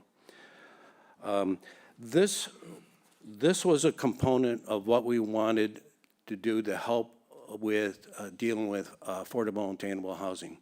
If a development came in and they were proposing 2 residential units, then there had to be a contribution for a payment in lieu for construction of an affordable attainable unit. We didn't require an applicant to actually build the unit unless there were 5 units that were being built on a particular site. So if he came in with 5 units, which is as of right, the 5th unit had to be affordable, and that had to be built. So this was the criteria that up to that, if he had 2 units, 3 units, 4 units, there would have to be a payment, a portion of payment in lieu, because we're looking for a contribution as well as a building of it. Next, in section 8 is where we get into density. 5 dwelling units per 40,000 square feet. That is as of right. That's the base density. And then there's a density bonus. Now, this is where an applicant can go up to 10 units per acre. This is by special permit. And it is in a similar fashion, if an applicant came in and he was doing 6 units, 7 units, 8 units on a particular site because that's all they could fit, they would have to pay in on that 6th unit, 7th unit, and 8th unit, a payment in lieu. And then if they did build all 10 units, then the first one was affordable and the second one was attainable. Okay? And if there are any, because the site was larger than that, say it's a 3-acre site where you could build 30 residential units, and it called for perhaps more affordable or attainable, only the first one had to be affordable. The other ones would all be attainable. But there would be a requirement that they have to be built, though. If he's going to build 30 units, all the affordable and attainable have to be built. You can't use a payment in lieu for that. Payment in lieu is as you approach that 5th or that 10th unit. Next, under section 9 is affordable and attainable units. This is sort of our criteria that we use here that an applicant has to follow. Then when we get into sections 10 and 11 and 12 and 13, these are where we get into the specific criteria for each of the zones, and they're different. The size, the size of the buildings, that's part of 13. For example, the maximum size of building in A1 is 3,000 square feet. In A2, it's 4,000, and in B, it's 4,000. So again, we're trying to not allow, we'd rather see multiple buildings rather than one large building on a particular site. And unless we put as much criteria in here as you see, an applicant will do what an applicant wants to do. If there's no criteria, then we don't have an awful lot that we can do as a planning board to manage that. If I may interrupt for a second, I mean, we're all frantically flipping through this stuff. Yep. I appreciate some of the explanatory material, but time is short. We have a number of other things we need to deal with today. Let us have an opportunity to read through these. Be happy to come back. And that probably would be best. That's the only way we're really going to have a intelligent conversation about it. Okay. I didn't realize that this wasn't in front of you. I do apologize. I understand, but that's why I'd like to, if possible, to move on from this discussion right now and go on to some other items on our agenda. Sure. We would be more than happy to talk about it again later. Okay. And if you could just bring up the district map. All right, so this is the actual map of that West Chatham Neighborhood Center District. And again, you'll see that 500 feet west of George Ryder Road and 800 feet east of Barn Hill Road. So it's pretty much all the properties to the north of it and the properties to the south of it. Thank you. Tommy? Thank you, Mr. Chairman. Could we get copies of those built-out plans? Absolutely. Yeah, the visualization. Visioning. Yeah, Yes, absolutely. thank you. Right. Good question. All right, I thank you, and we will plow through this material. Just reach out to the community development staff on when you're going to look for Great. more feedback from us, and I'll be happy to stop by anytime. Great, thank you so much. Thank you. And I'll, excuse me, I'll just note that it might be as early as Thursday, day after tomorrow. Yes, correct. We need to work our calendar a little bit, but I think this is significant enough and important enough that I think we'd like to get a vote undertaken in support or against. And so my guess is it would probably be Thursday between 1:30 and 3:30. Jill, please. Yeah, Art, did you want to report the planning board's vote, or did you already do that? Pardon me? The planning board's report from last night, they took a vote, Yes, it was unanimous approval. so it was 6-0-0 in favor of both Right, and the articles. select board's going to hear this tonight? Yes. Yes, I'll be, both Christine and I will be in front of Select Board tonight at Well, 5:30. maybe members of the committee can take the opportunity to tune in and get a little overhead, a little preview of. Good idea. Okay. Thanks, Andy, back to you. Thursday, I'll be here. Okay. Thank you. All right, shall we move on to our next agenda items? Stephen, do you want to resume control, or shall I just keep rolling? All right, we'll keep going. As a point of order. They haven't thrown me out yet. Go ahead. Maybe this is the, If this is going to be on the agenda on Thursday, I don't know, posting, I think we might have missed the time, 48 hours. Yes, you're correct. Yeah. Maybe we'll come up with another meeting. But if you want me to take the helm, I'm happy to. I think you're doing a great job, but, well, yeah, but this has been on our agenda today. Yeah, actually, And it's Carrie's consideration of a warrant article. Carrie's been posting it general. It says vote on remaining articles. yeah, and She that, yeah, hasn't that's a good itemized point. it, so That's how you're we've been okay. trying to provide enough latitude. Okay, all right. We have On our agenda, we've got a couple of citizen petitions. We've also got an Eversource easement and a Boston Gas easement that, it'd be great if we could take care of those. But right now, I think, Jill, yeah, go ahead.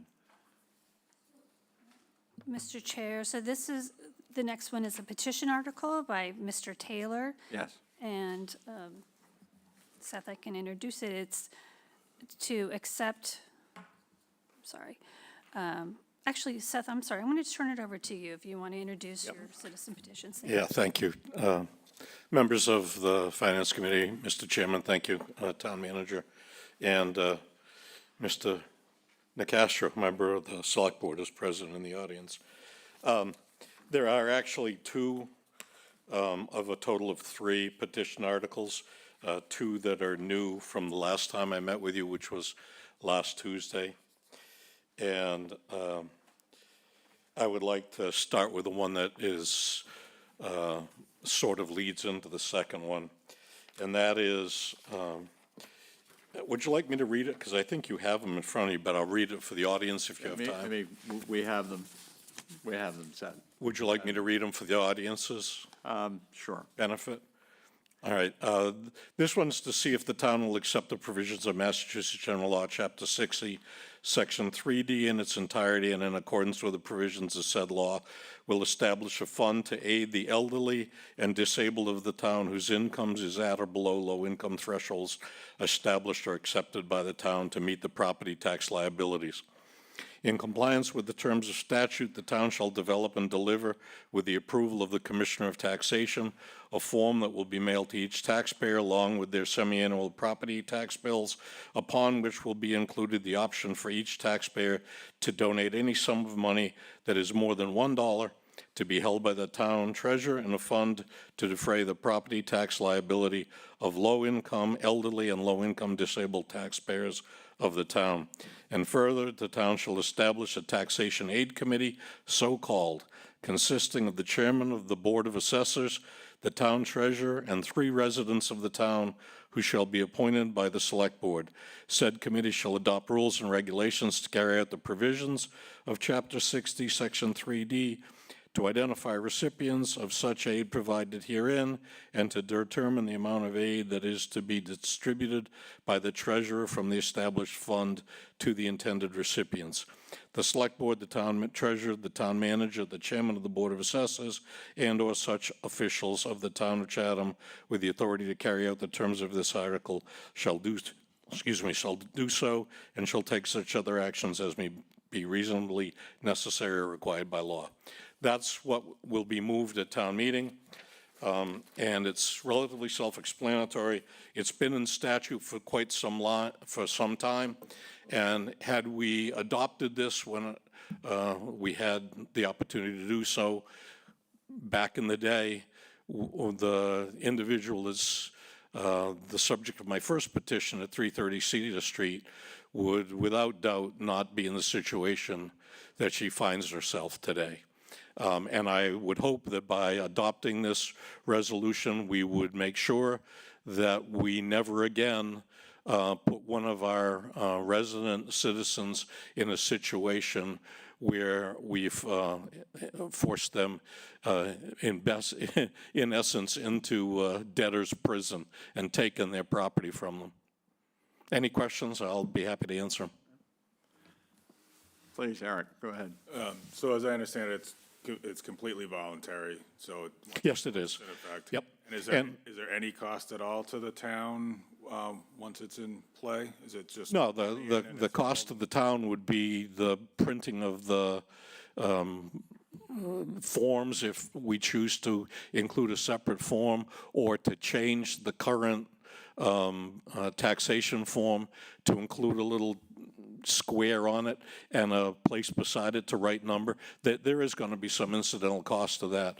Other than that, you're going to have the cost of time in that you're going to add responsibilities to the treasurer, as the treasurer will be a member of this committee, so you'll have committee time committed to the treasurer, and such additional time as the treasurer may need to take in distributing these funds or seeing that the funds are properly committed and distributed to the worthy people. But that comes about as a consequence of the rules and regulations established by the committee.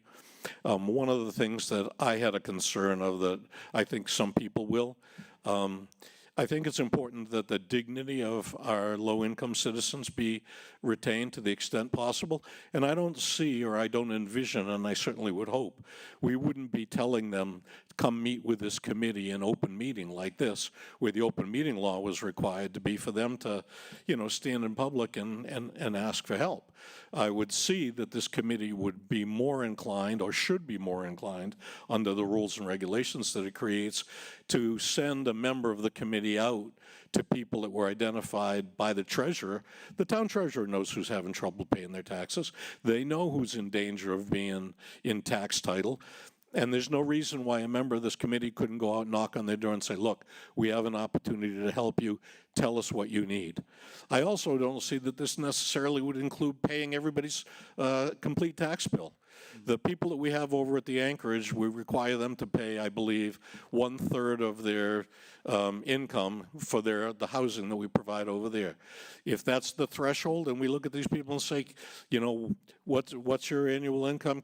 We'd like to see you paying 1/3 of that towards taxes, and your tax burden is an extra $2,000 beyond that. Let us cover the $2,000 to work jointly with the taxpayers to make it affordable for them to be able to pay their taxes. Seth, I know that there's some questions up here. I think, Stephen, you had one? I have two. Oh, you have two? Okay. The first is to the town manager. Jill, I guess just globally, what's your view of the administrative nature of this and encouragements, impediments? It seems pretty clean, but I'd welcome your view, please.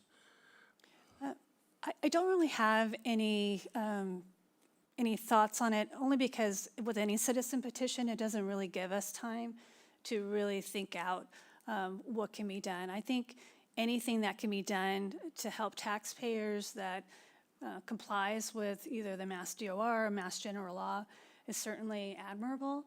But again, with a citizen petition, it doesn't really give us time to really put a lot of details into the type of program to offer. No, that makes sense. Seth, are there models? Obviously, this is being done in other communities. I think Wellfleet's doing it. Well, let me just finish my question, please. Are there models for kind of the guidelines and the rules that these various committees and these very other communities have adopted? Is there something that looks like Exhibit A that would typically fill the roles of determining your own rules, et cetera? I don't have specific knowledge of that. I know that the town of Wellfleet has a program, and I have to believe it's this program.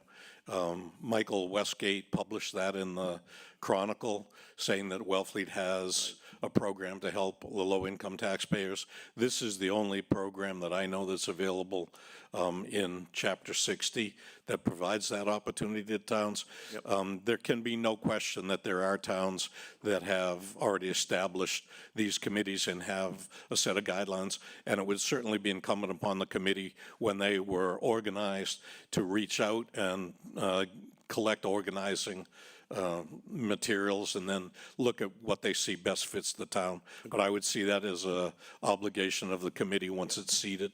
Okay. I think that makes sense. Thank you. That does. Other questions, Finance Committee members? Anybody online? Doesn't look like it. All right. I mean, I think that this is something I believe you're presenting to the board, select board, pardon me, tonight. Yeah, I'm with I didn't get an invitation, but I'll be at the meeting tonight. We'll see whether they want to hear from me or not. Okay, all right, appreciate it. I don't think we're ready to act on this yet, but we can act on it fairly quickly once. Yeah, I guess I'd observe if there's not a scheduled presentation of the select board tonight, we'll have the opportunity to pick this up on Thursday or, well, not on Thursday, next week.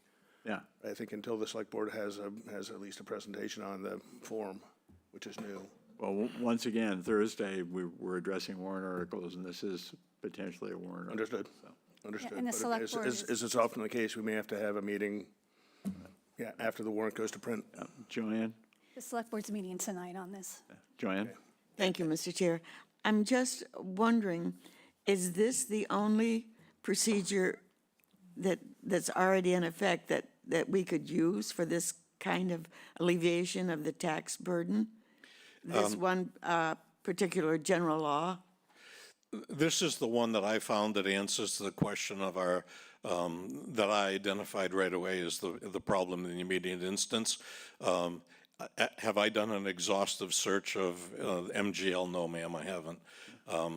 I know that having pawed through Chapter 60, this is what's available there, other than what we've already adopted, which was adopted back in either 2017 or 2018, that allows for tax title to be paid with a reduced interest amount, provided only that a 25% down payment is processed initially, and that the entire balance is wiped out within 5 years. It allows the 16% interest to be reduced during the pendency of the payoff, provided that 25% lump is upfront, and then, again, you only have 5 years to pay off the balance. We adopted that already as a bylaw back in either 17 or 18, and it's on our books. Those are the two that I'm aware of. And this is one that is being proposed by me this year, so it wasn't picked up before. That's what I'm aware of in Chapter 60. Okay, my only question to the committee would be, is it time to step forward with making a recommendation like this, or should we study to see if there are other avenues that we could consider before deciding this were the best one? And I don't know how much time we have I appreciate that. to make that estimation. We'll also have Thank you, Mr. Taylor. Selectman Castro would like to speak on this.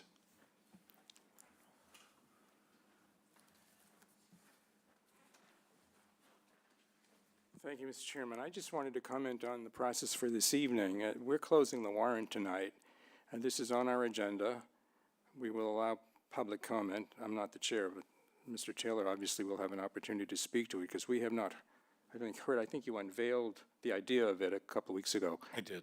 And so I'm hoping that the Select Board is going to make a recommendation tonight and not leave it for a recommendation from the floor. I'll just say individually, speaking for myself, I kind of like the idea. I think we'll have a little more discussion tonight. And as Seth said, back in 2017 or 18, I think we were both on the board together at the time. We were trying to address a particular circumstance involving a parcel on another street, and we discovered this other tool, and we put a bylaw forward. And I think it seemed to have worked in that particular case. So this may be another opportunity. I wasn't aware that it existed until Mr. Taylor brought it forward. So I'm hoping we're going to resolve this tonight, at least at the Select Board level. And you may recall that other property was on Stony Hill Road. Okay, no, appreciate it. Thank you, Dean. I think there is did you want to also address your other petition article? Yes, if there's nothing further on this one. And again, for the committee's information, this is going forward as a bylaw. And the next one, it doesn't specifically say that in here, but it would be adopted and become a bylaw whenever you move to adopt and accept provisions of Massachusetts general law, because it's a part of Massachusetts general law. We adopt it and it gets folded into our bylaws. In all circumstances where it's a bylaw that is being advanced by town meeting, it must be reviewed by the Attorney General, and the Attorney General will speak to the legality of it. I think that's very important for us to understand, because that is the legal opinion that matters. Right. And I think if we are ever going to err on a question of whether we're doing something that conforms with Massachusetts law or not, the opinion we should allow to be the controlling one is that is given to us by the Attorney General. And I don't think, although I don't wish to speak for any member of the committee, although one can consider the advice of town council in an instance where a decision is going to be rendered by the Attorney General. And this has happened previously when Mr. Gilmore was town council, on a number of occasions, he opined that something was contrary to law. It got to the AG and they were approved. So again, if it's something that you think is going to help us as a town or advance our welfare, our general welfare, I think it's more important for us to look at that and let the AG tell us whether or not we should or shouldn't do it. Personal opinion. Seth, the item I was referring to is you have a proposal for report of tax title accounts. Pardon? You have a proposal for report of tax title accounts and free cash? Yes. That's the second one, if we're done with this one? Yes. Right, well, actually, the third one. Yep, the first one was 330 Cedar Street. I understand. The second one we just talked about. The third one is... It's lengthy, I don't think you... I'm gonna summarize, too lengthy. In essence, it asks the town treasurer to get up at town meeting and tell the voters then present what the status of tax title is, how much money we've got sitting in free cash at that time, and then to provide a full report of this low-income tax account that I believe will be passed tonight or when we get to town meeting. I think that the selectmen will approve it. I think it'll get on the warrant. I think it'll be approved. And this petition assumes and contemplates that we have that account so that the treasurer will give us tax title information, free cash information, and all of the detailed information about the low-income tax account. In essence, how much money came in, how much money was dispersed, and what the balance is that's remaining in the account. And then once the taxpayers and the voters of town who are, more importantly, the voters who are then sitting in town meeting, any voter then present at town meeting may move to transfer any amount of free cash then available as stated by the treasurer being more than $1 and no more than the total amount of free cash available into this low-income tax account.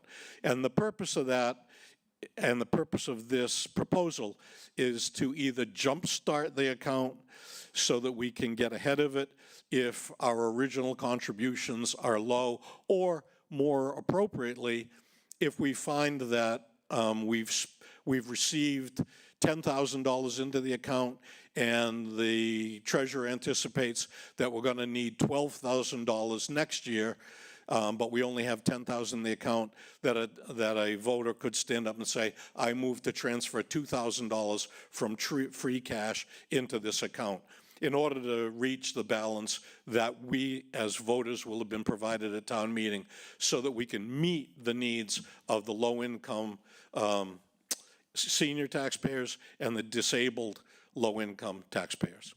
Thank you, Seth. Seth, could you just please kind of repeat the waterfall there? I get the presentation of the numbers and all that kind of stuff, but the mechanic of... The mechanics are that at town meeting, well, prior to town meeting, the treasurer will collect the information. Yeah, no, I got all the information part, the presentation of the information. I'm curious about what's going to be happening at town meeting after the treasurer gives the summary report. After town meeting, and that information has been received by the taxpayers, let's not say that, the voters, because that's who's there. The voters, any voter then present, may stand at town meeting and move to transfer an amount of money that is more than $1, but less than the total of free cash available into this low-income and this low-income senior and disabled tax account. Basically providing the opportunity for the voters then present at town meeting to make sure that there's enough money in this account in order to meet the tax needs of the disabled and senior low-income people. Understood. So effectively, we'd be granting a first lien on free cash to this mechanism at town meeting, is how I'm hearing it. Yes. Okay. This would come, and it says in the bottom of it, that this would be considered before any attachments or uses or contemplations of use of free cash would happen before that. The town manager, and you folks know, in the last 10 years, we haven't had free cash less than $10 million. No, I'm sorry, $2 million. This year, we happen to have 11 million. The entire tax title account right now of the town of Chatham would be cleared for a little over $500,000. And it's important to note that one single account has an outstanding balance of like $230,000. So of the other 19 accounts that are in tax title, they total about $200,000. Okay, thank you, Seth. We've got other questions up here. Tracy? Just a question in terms of the amount of what is in the free cash that would be reported would be less the amount that the town is then also voting on for capital projects? Does that make sense? Well, no. No, I understand your question. The Board of Selectmen and the town manager would know before they go to the budget how much money is in free cash. They know that before they come to every town meeting. They know that before they prepare the budget. So they're going to be sitting there as the town manager is preparing her budget, knowing how many millions of dollars are out sitting in free cash, and is going to be able to report that. It will be reported to the people at town meeting, and any other subordinate uses of free cash would be there proposed in other articles. In other words, if, like this time, we're proposing to take, I don't know how many millions of dollars for the senior center, that would be sitting there saying, okay, if we compromise this account prior to getting to that, then that means we're going to have to raise money from the levy to cover whatever we took out of free cash. Seth, there's a follow-up question. Yeah. So if I'm understanding this correctly, I could not pay my taxes for 5 years, go into tax title, go to town meeting and move that my taxes be paid by the town. No. Yeah. No. Yeah. No. You said any citizen. No, you can get move. up. No, you move that this money be transferred into the account that is distributed by this committee based on rules that they set up. And this is not going to be a place where somebody can say, I'm going to be a scofflaw. Who's going to walk into this committee and have an income of? I don't know. Who has a $250,000 outstanding tax bill? Well, the one that's of $250,000 right now, I think those people are unknown. I think that it says the heirs of some Cahoon and persons unknown. There's like half a dozen of these tax liens that are identified against persons unknown because historically they've been lost in the ether. Somebody forgot that somebody died and left property.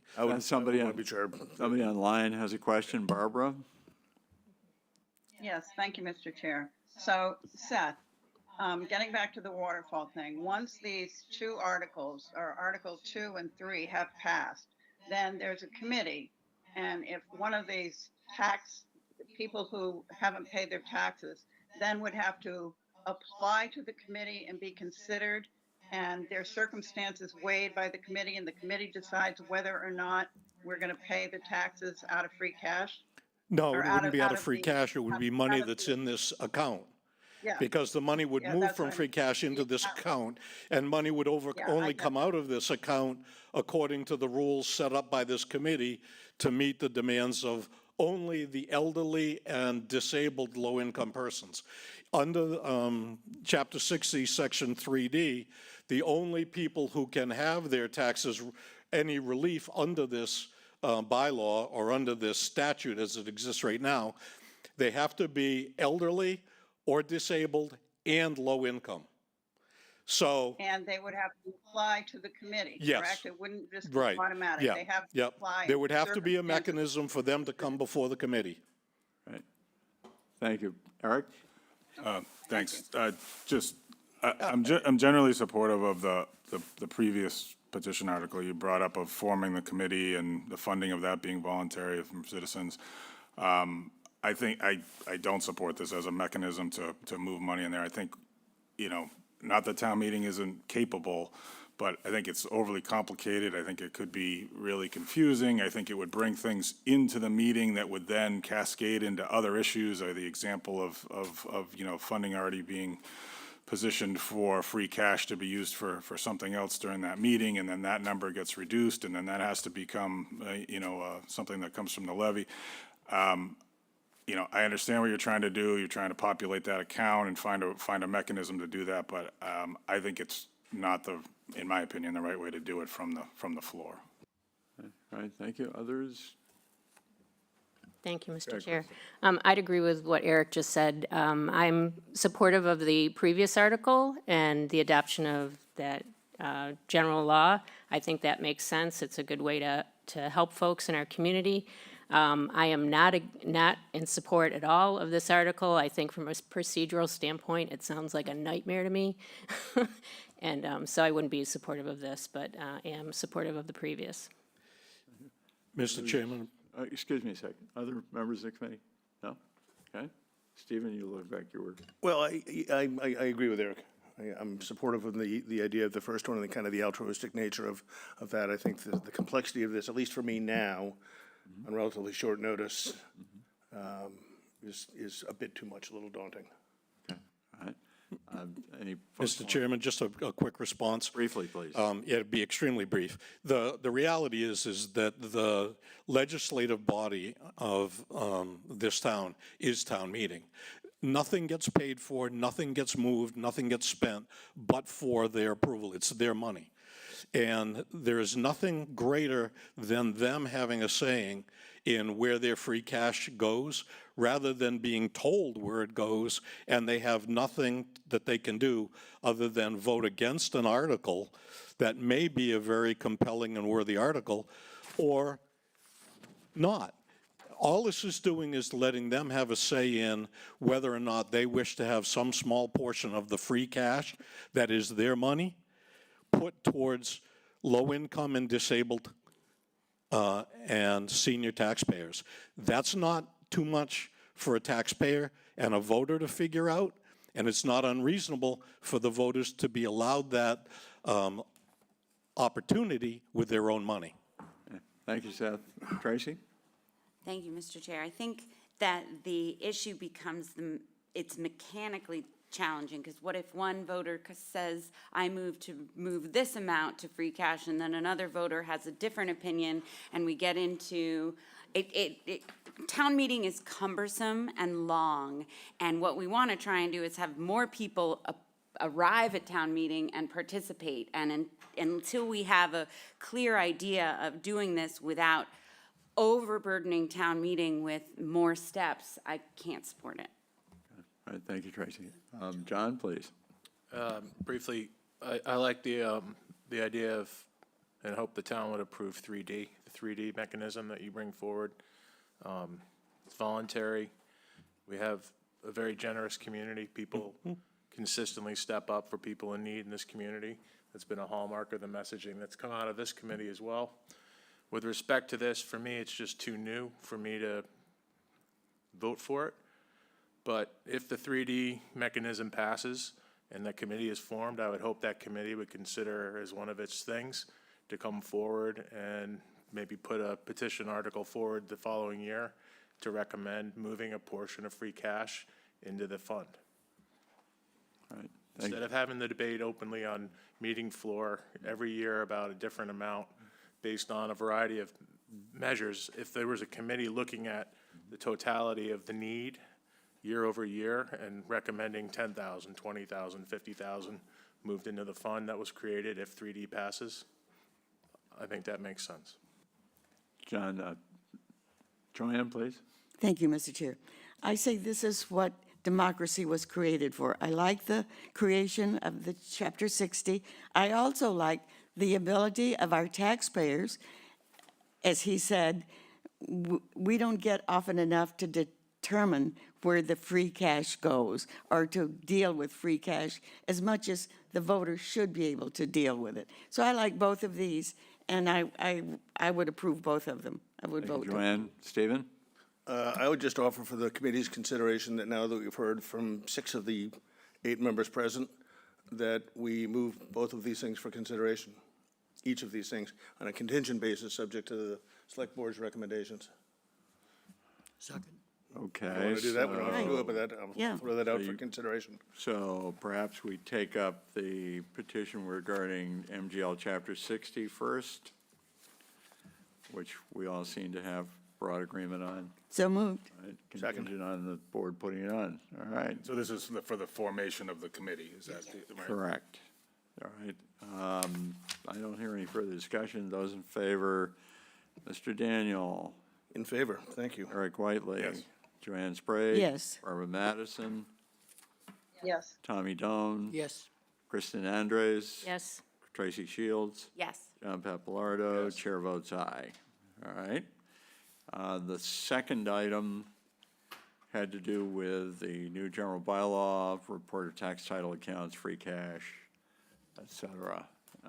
So moved. Second. You're, again, under the subject, the same conditions, Tommy? Yes. Yes, all right. Tommy's moved it second, anyone? All right, Stephen? Good. Run down the roll. Mr. Daniel? No. Okay.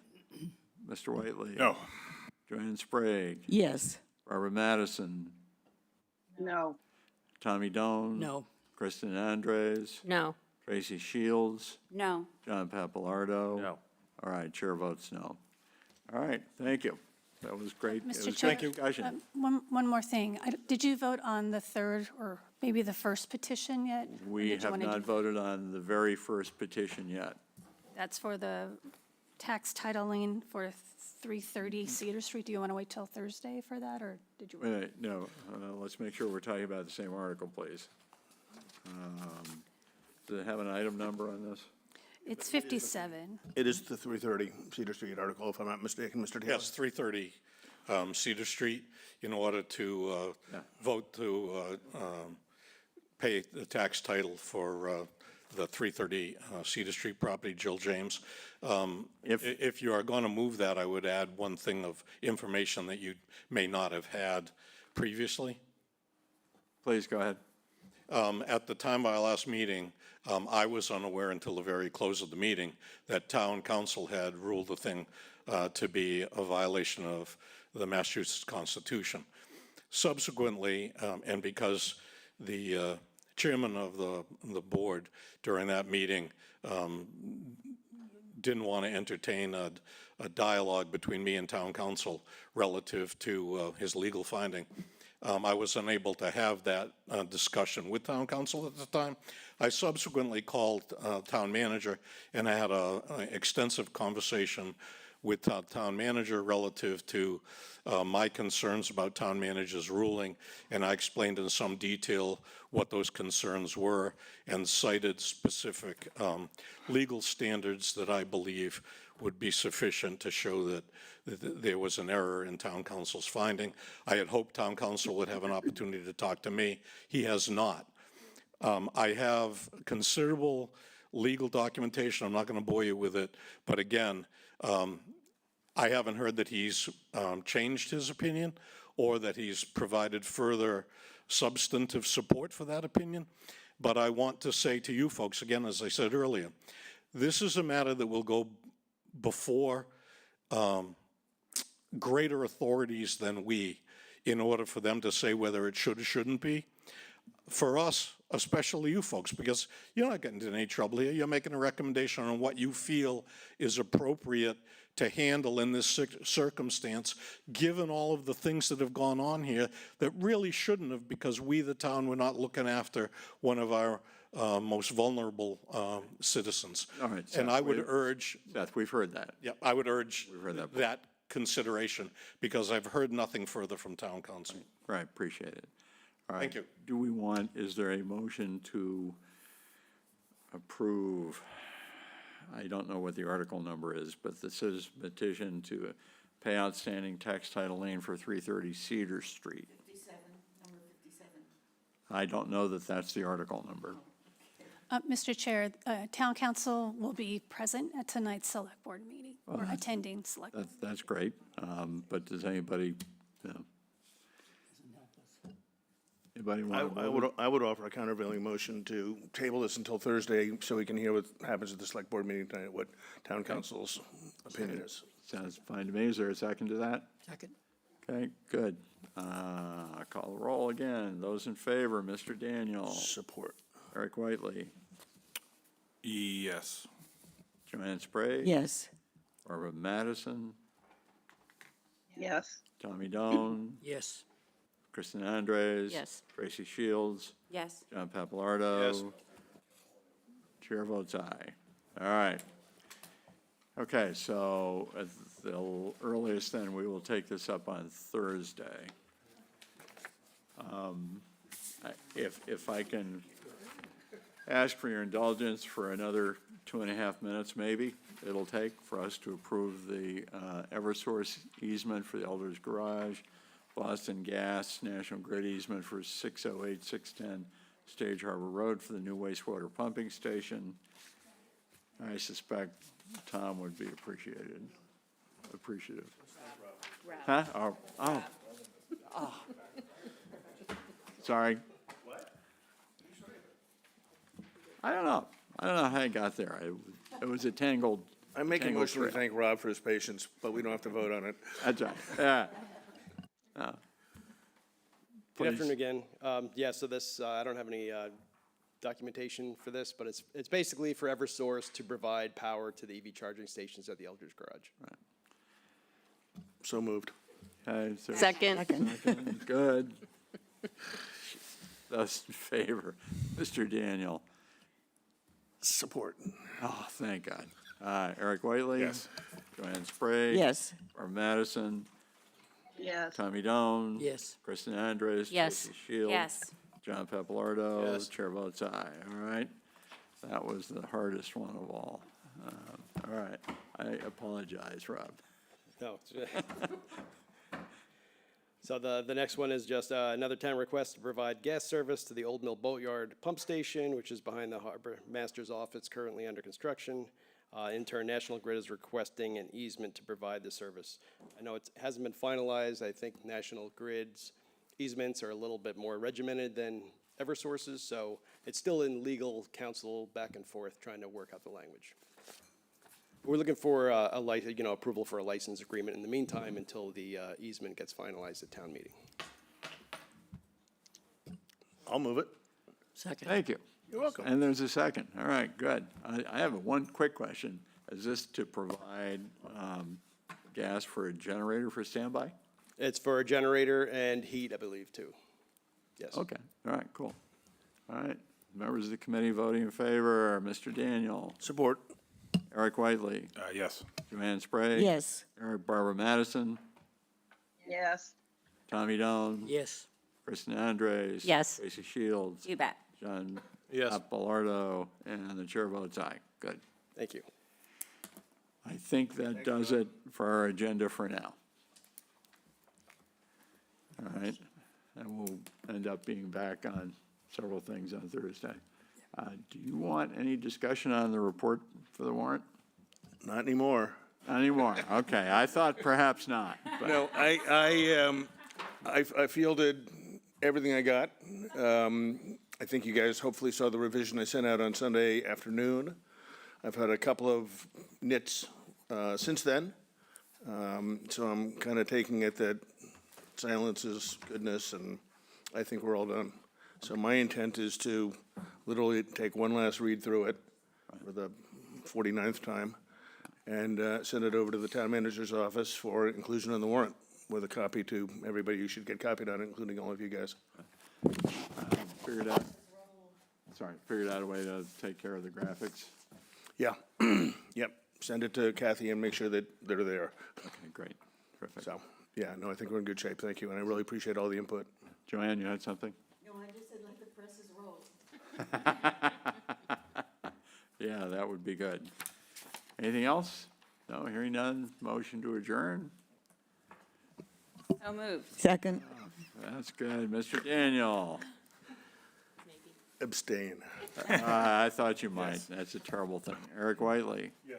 Joanne Sprague? Yes. Barbara Madison? Yep. Tommy Doan? Yes. Kristen Andres? Yes. Tracy Shields? Yes. John Papalardo? He said yes. Oh, thank heavens. Chair votes aye. All right. We're done for now.